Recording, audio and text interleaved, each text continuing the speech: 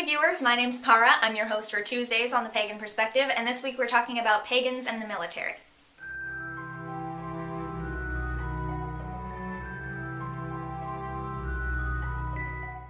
We've talked about pagans and the military a couple times before in different topics, I guess. So we have touched on this in years past, which you'll see if you look at the topics previously done on the blog, paganperspectivecollab.blogspot.com. Today's topic comes from Purple Pagan 17, whose words will be in the description, of course, but they are asking about, at the time that they asked this question, they were in the process of enlisting in the U.S. Army, and they're asking about conflicting ideas that they'd heard about pagans in the military, such as not being able to believe in a life-affirming path and be a soldier, that you should never let it be known that you're pagan in the military, or that it doesn't matter, and various other things that they had heard both sides of. And then they have some specific questions, which are, do you think that pagan beliefs necessarily conflict with the purpose of the military? Why or why not?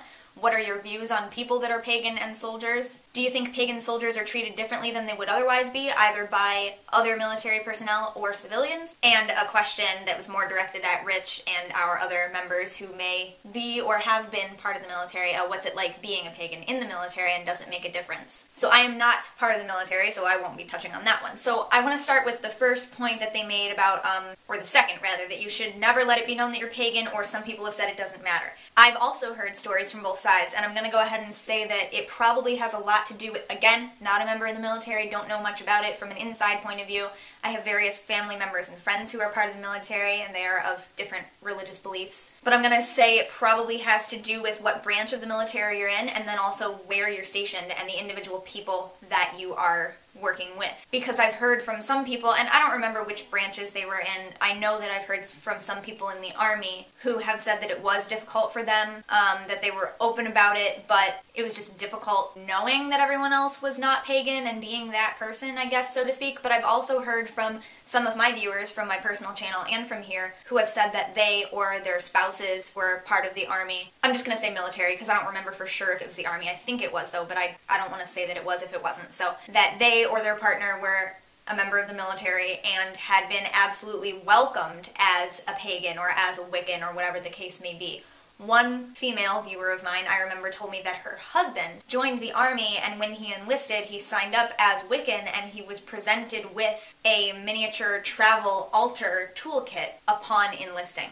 I've not heard that from other people, so I think it depends on where you are and what you're doing and who you are interacting with, because I haven't heard that story across the board. But I thought that was really cool that he had that experience. And then there are other people who have not experienced that. I do know that the Air Force has a pagan space, Falcon Circle it's called, and there was some controversy over that because there were several pagan members of their group. I don't know military terminology, can you tell? They thought, well, other people have their own worship areas, and we have a pretty significant pagan population within our personnel, so they should have a worship space too. So they created an outdoor worship space for them that was also open to anyone of any religion, and there were a lot of people for whom that was controversial because they thought, well, you shouldn't be doing that for people who are the minority religion. I'll put a link to that article in the description because I'm sure I can find that again really quick for you. So I don't know, should you tell people, should you not? I know a lot of people are open about it, and like pentacles were approved for military gravestones back in 2007, but then on the other hand, pentacles weren't approved on military gravestones until 2007. So there's a little bit of back and forth. My cat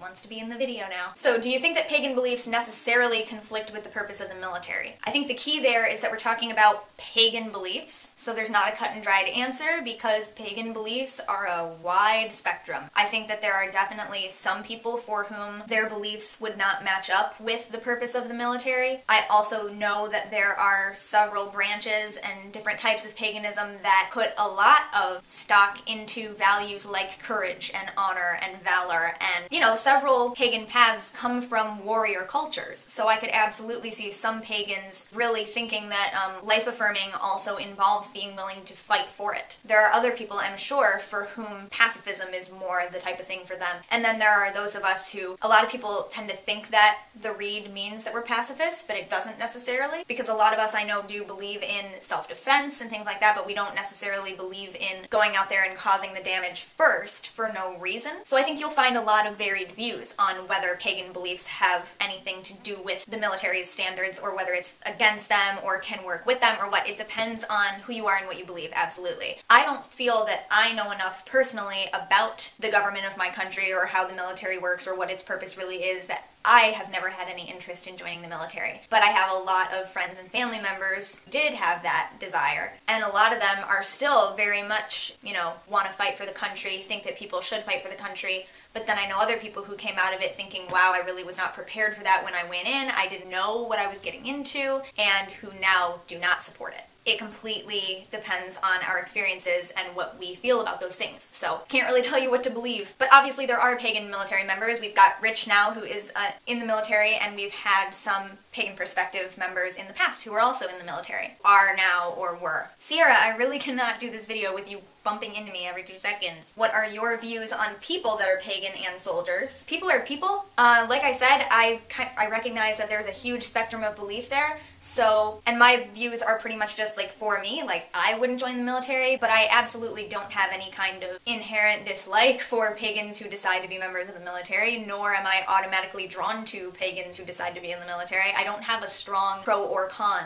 They're people, they're pagans, so I already kind of have that sort of kinship sort of feeling. Even if we're vastly different types of pagan, I absolutely believe that we're all members of the same family, all religions really. So I try to have that connection or try to recognize that connection. But no, I don't personally have any kind of overtly positive view, nor do I have any overtly negative view about pagans who also decide to be members of the military. It's a personal choice. And finally, since I'm not going to be talking about the what's it like being pagan in the military question, so my last question, do you think that pagan soldiers are treated differently than they would be otherwise, either by other military personnel or by civilians? Ooh, again, that's difficult not being a member of the military myself because I wouldn't have experienced it firsthand, and the pagan military friends that I have are mostly online. I don't know them in person, so I don't get to hear all of their individual stories. So I'll definitely have to watch Rich's video, because all of my really close acquaintances and friends who are military are also Christians, so that would be kind of hard for me to think of. But I know that some people, again, my viewers, have messaged me and talked about this kind of thing. I've heard both sides of the coin. I've heard some people say, it's great, people I work with accept me no matter what because our religion doesn't really come up. It's a very personal thing within the military. It's not something that they do all the time. But then I've had other people say, oh, it's really uncomfortable for me when all the other soldiers want to pray and I'm left out, or things like that. So I've heard both sides, but you're really gonna have to rely on each other for this. All of you viewers, if you have any personal experiences of that nature, please share them. Let the questioner know. Definitely any of you that have military experience or are currently serving, please let us know your experiences if you're willing to share them. I could definitely see that some pagan civilians who have the belief that the military is contrary to pagan beliefs, I could see treating pagan military members differently. But something that I just remembered, which is a big one, is that Memorial Day was somewhat recently, and of course Memorial Day is in remembrance of those who have fallen fighting for our country. And my friend, my pagan friend, takes her kids to the memorial parades and everything. One of her kids was marching in a parade, the other one was singing in a concert that morning for an observation of Memorial Day. And she had said to me that it was really upsetting to her just how focused those kinds of services are on Christian belief. Because she had said, usually they say, in the name of God, blah, blah, blah, and then she just inserts in her head God and Goddess, and she just makes it more inclusive that way for herself. But it bothered her that at this specific service that they went to, they didn't allow that. They didn't just say God, which allows you to think of whatever God means to you. They were specifically saying Jesus, the Son of the Holy Father, Jesus Christ, yada yada. And that bothered her because we do know pagan military members, and there are members of the military from other religions as well, and they should be honored in the same way. They fought the same way as the others did. They gave their lives the same way. So yeah, in that sense, I think pagan military members are treated differently, as are any other non-Christian military members. There are universal services for things like that, at least I think so. There are services that use a little bit more universal language, but yeah, there definitely is this opinion in America that for some reason some people think this is a Christian country, so they automatically associate patriotism with being a God-fearing Christian. And so yeah, in that sense, I could definitely see not just pagan military members, but anyone who is not of that particular religious belief, whether it's agnostic military members, atheists, Jewish, Buddhist, Muslim, whatever it is, I could see that. So again, not in my personal experience, gonna have to defer to all of your personal stories. And it seems the natural light has gone from the room, so I will see you next week. Thanks very much for watching. Don't forget to be awesome, blessed be, and goodbye. I finished that recording just in time because it just got darker in here, because now it's storming again.